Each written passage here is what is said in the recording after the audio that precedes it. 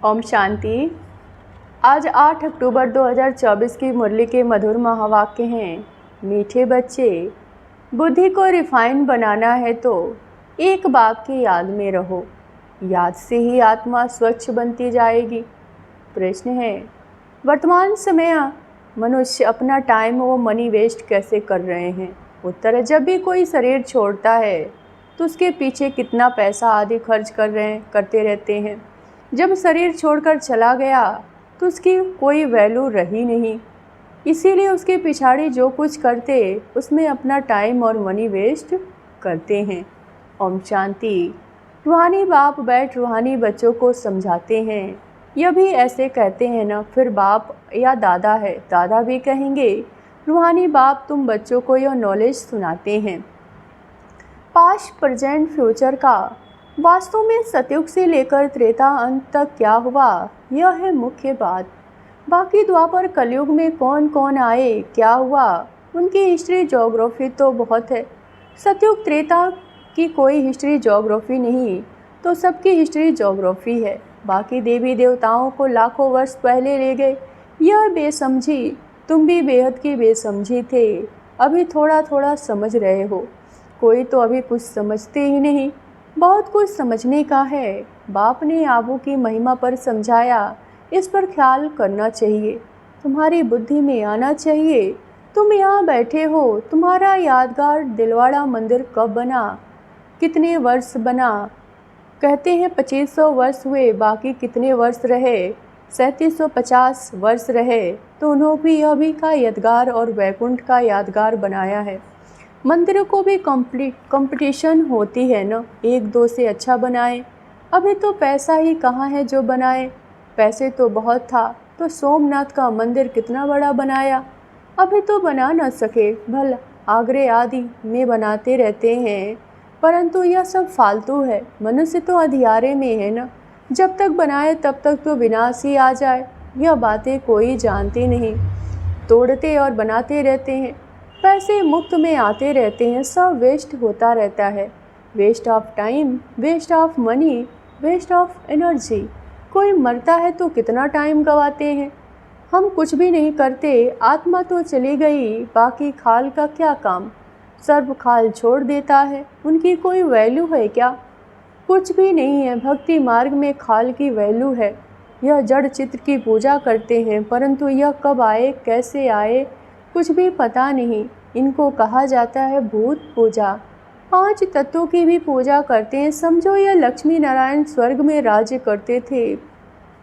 अच्छा, 150 वर्ष आयु पूरी की, शरीर छोड़ दिया, बस शरीर को कोई काम का ना रहा, उनकी क्या वैल्यू होगी? आत्मा चली गई, शरीर चंडाल के हाथ दे दिया, वो रस्म रिवाज अनुसार जला देते हैं। ऐसे नहीं कि उनकी मिट्टी लेकर उड़ाएंगे नाम करने के लिए, कुछ भी नहीं। यहाँ तो कितना करते हैं, ब्राह्मण खिलाते हैं, यह करते हैं, वहाँ यह कुछ होता नहीं। खाल तो कोई काम की नहीं, खाल को जला देते हैं, बाकी चित्र रहते हैं, सो भी एक्यूरेट चित्र मिल न सके। यह आदि देव की पत्थर की मूर्ति एक्यूरेट थोड़ी ही है। पूजा जब होती है तब पत्थर की है, असुल जो था वह जलकर खत्म हो गया। फिर भक्ति मार्ग में यह निकला। इन बातों पर भी सोच चलता है। आबू की महिमा को अच्छी रीति सिद्ध करना है। तुम यहाँ बैठे हो, यहाँ ही बाप सारे विश्व को नरक से स्वर्ग बना रहे हैं, तो यह सबसे ऊंचे से ऊंचा तीर्थ ठहरा। अभी इतना भावना नहीं, सिर्फ एक शिव में भावना है। कहाँ भी जाओ शिव का मंदिर जरूर होगा। अमरनाथ में शिव का मंदिर। कहते हैं शंकर ने पार्वती को कथा सुनाई, वहाँ तो कथा की बात ही नहीं। मनुष्य को कुछ भी समझ नहीं। अभी तुमको समझ आई है, आगे पता था क्या? अभी बाबा आबू की कितनी महिमा करते हैं। सर्व तीर्थों में यह महान तीर्थ है। बाबा समझाते तो बहुत है, परंतु जबकि अनन्य बच्चों की बुद्धि में बैठे, अभी तो देह अभिमान बहुत है। ज्ञान तो बहुत ढेर चाहिए, रिफाइननेस बहुत आनी चाहिए। अभी तो योग बड़ा मुश्किल कोई को लगता है। योग के साथ फिर नॉलेज भी चाहिए। ऐसे नहीं कि सिर्फ योग में रहना है, योग में नॉलेज ज़रूर चाहिए। दिल्ली में ज्ञान विज्ञान भवन नाम रखा, परंतु इसका अर्थ क्या है यह समझते थोड़े ही हैं। ज्ञान विज्ञान का सेकंड का है, शांति धाम सुख धाम, परंतु मनुष्यों में जरा बुद्धि नहीं है और थोड़े ही समझते हैं। चिनियामंद आदि कितने बड़े बड़े सन्यासी आदि हैं, गीता सुनाते हैं, कितने उन्हों के ढेर फॉलोअर्स हैं। सबसे बड़ा जगत गुरु तो एक ही बाप है। बाप टीचर से बड़ा गुरु होता है। स्त्री कभी दूसरा पति नहीं करेगी तो गुरु भी दूसरा नहीं करना चाहिए। एक गुरु किया, उनको भी सदगति करनी है, फिर और गुरु क्यों? सतगुरु तो एक ही बेहद का बाप है, सबकी सदगति करने वाला। परंतु इन बातों को बहुत हैं जो बिल्कुल समझते नहीं। सबकी सदगति करने वाला, परंतु बाबा करे बाप ने समझाया है कि राजधानी स्थापना हो रही है तो नंबरवार होंगे न, कोई तो रिंचक भी समझ नहीं सकते। ड्रामा में पार्ट ही ऐसा है। टीचर जो समझ सके, जिस शरीर द्वारा समझाते हैं उनको भी तो मालूम पड़ता होगा। यह तो गुड़ जाने और गुड़ की गोथरी जाने। गुड़ शिव बाबा को कहा जाता है, वह सबकी अवस्था को जानते हैं। हर एक की पढ़ाई से समझ सकते हैं कि कौन कौन कैसे पढ़ते हैं, कितनी सर्विस करते हैं, कितना समय बाबा की सर्विस में जीवन सफल करते हैं। ऐसे नहीं कि ब्रह्मा ने घर बार छोड़ा इसीलिए लक्ष्मी नारायण बनते हैं, मेहनत करते हैं ना। यह नॉलेज बहुत ऊंची है। कोई अगर बाप की अवज्ञा करते हैं तो एकदम पत्थर बन जाते हैं। बाबा ने समझाया था, यह इंद्र सभा है, शिव बाबा ज्ञान वर्षा करते हैं। उनकी अवज्ञा की तो शास्त्रों में लिखा हुआ है, पत्थर बुद्धि हो गए। इसीलिए बाबा सबको लिखते रहते हैं, साथ में संभाल से कोई को ले आओ। ऐसे नहीं कि भिखारी अपवित्र यहाँ आकर बैठे, नहीं तो फिर ले आना वाली ब्राह्मणी पर दोष पड़ जाएगा।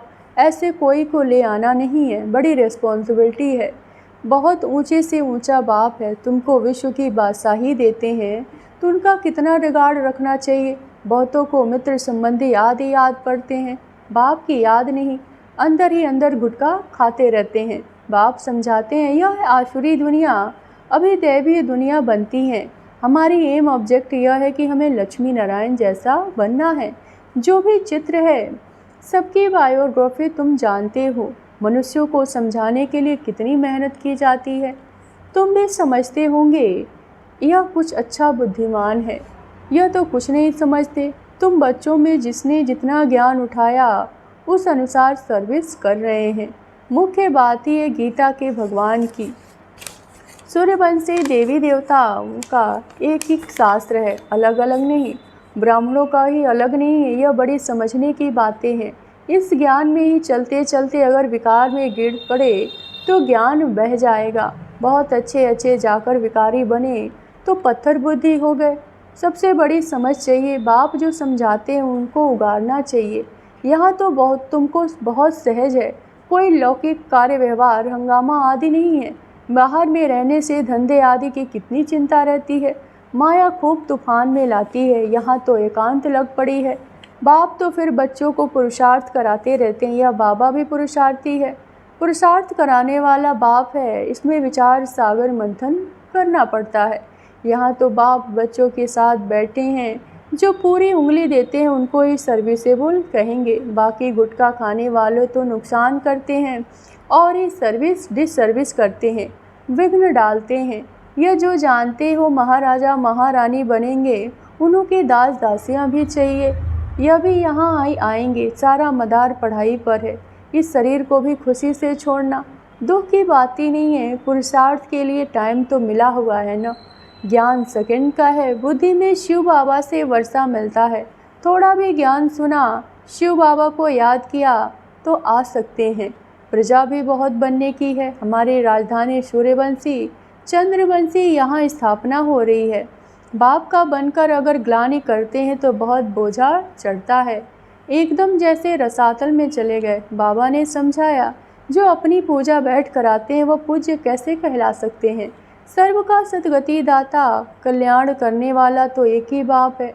मनुष्य तो शांति का अर्थ ही नहीं समझते। हठ योग से प्राणायाम आदि चढ़ाना उसको शांति समझते हैं। उसमें ही बहुत मेहनत लगती है। कोई को ब्रेन खराब हो जाती है। प्राप्ति कुछ भी नहीं है, वह है अल्पकाल की शांति।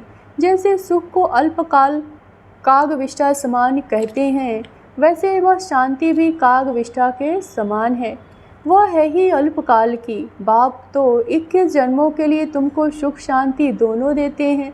कोई तो शांति धाम में पिछाड़ी तक रहेंगे, जिनका पाठ है वो इतना सुख थोड़े ही देख सकेंगे। वहाँ भी नंबरवार मर्तबे होंगे, भलदास दासियाँ होंगे, परंतु अंदर थोड़े ही घुस सकेंगे, श्री कृष्ण को भी देख न सके। सबके अलग अलग महल होंगे, कोई टाइम होगा देखने का। जैसे देखो पोप आता है तो उनका दर्शन करने के लिए कितने लोग जाते हैं। ऐसे बहुत निकलेंगे जिनका बहुत प्रभाव होगा। लाखों मनुष्य जाएंगे दर्शन करने के लिए। यहाँ शिव बाबा का दर्शन कैसे होगा, यह तो समझने की बात है। अब दुनिया को कैसे पता पड़े कि यह सबसे बड़ा तीर्थ है। तिलवाड़ा जैसे मंदिर शायद आस पास भी हो, वो भी जाकर देखना चाहिए कैसे बना हुआ है। उनको ज्ञान देने की भी दरकार नहीं, वो फिर तुमको ज्ञान देने लग जाएं। राय देते हैं ना, यह करना चाहिए, यह करना चाहिए। यह तो जानते नहीं कि इनको पढ़ाने वाला कौन है। एक एक को समझाने में मेहनत लगती है। उन पर कहानियाँ भी है ना, कहते हैं शेर आया शेर आया। तुम भी कहते हो मौत आया मौत आया। यह कोई विश्वास नहीं करते, समझते हैं अभी तो 40,000 वर्ष पड़े हैं, मौत कहाँ से आएगा। परंतु मौत तो आना जरूर है, सबको ले जाएगा। वहाँ कोई भी किचड़ा होता नहीं। यहाँ की गौ और वहाँ की गौ में कितना फ़र्क है। श्री कृष्ण थोड़े ही गौ चराता है, उन्हों के पास तो दूध हेलीकॉप्टर से आता होगा। यह किचड़ा पट्टी दूर रही होगी, सामने घर में थोड़े ही किचड़ा रहेगा। वहाँ तो अपरंपार सुख है, जिसके लिए पूरा पुरुषार्थ करना है। कितने अच्छे अच्छे बच्चे सेंटर से आते हैं, बाबा देखकर खुश होते हैं। नंबरवार पुरुषार्थ अनुसार फूल निकलते हैं। फूल जो है वो अपनों को भी फूल समझते हैं। दिल्ली में बच्चे कितनी सर्विस करते हैं रात दिन। ज्ञान का भी कितना ऊंचा, आगे तो कुछ भी नहीं जानते हैं। अब कितना मेहनत करनी पड़ती है। बाबा के पास तो समाचार आते हैं ना, कोई का सुनाते हैं, कोई का नहीं सुनाते हैं। कोई ट्रेटर भी बहुत बनते हैं, बहुत फर्स्ट क्लास भी ट्रेटर्स बन पड़ते हैं, थर्ड क्लास भी ट्रेटर बन। थोड़ा सा ज्ञान मिला, समझते हैं हम शिव बाबा के भी बाबा बन गए। पहचान तो है नहीं कि कौन नॉलेज देते हैं। अच्छा, मीठे मीठे सिगिल दे बच्चों प्रति माता पिता बाप दादा का याद प्यार और गुड मॉर्निंग। रूहानी बाप की रूहानी बच्चों को नमस्ते। धारणा के लिए मुख्य सार। पहली पॉइंट, विश्व की बादशाही देने वाले बाप का बहुत बहुत रिगार्ड रखना है। बाप की सर्विस में अपना जीवन सफल करनी है। पढ़ाई पर पूरा पूरा ध्यान देना है। दूसरे पॉइंट, बाप से जो ज्ञान मिलता है उस पर विचार सागर मंथन करना है। कभी भी विघ्न रूप नहीं बनना, डिस सर्विस नहीं करनी है, अहंकार में नहीं आना। वरदान, चारों ही सब्जेक्ट में बाप के दिल पसंद मार्क्स लेने वाले दिल तख्त नशीन भव। जो बच्चे चारों ही सब्जेक्ट में अच्छे मार्क्स लेते हैं, आदि से अंत तक अच्छे नंबर में पास होते हैं, उन्हें ही पास विद ऑनर कहा जाता है। बीच बीच में मार्क्स कम हुई फिर मेकअप किया, ऐसे नहीं, लेकिन सभी सब्जेक्ट में बाप के दिल पसंद ही दिल तख्त नशीन बनते हैं।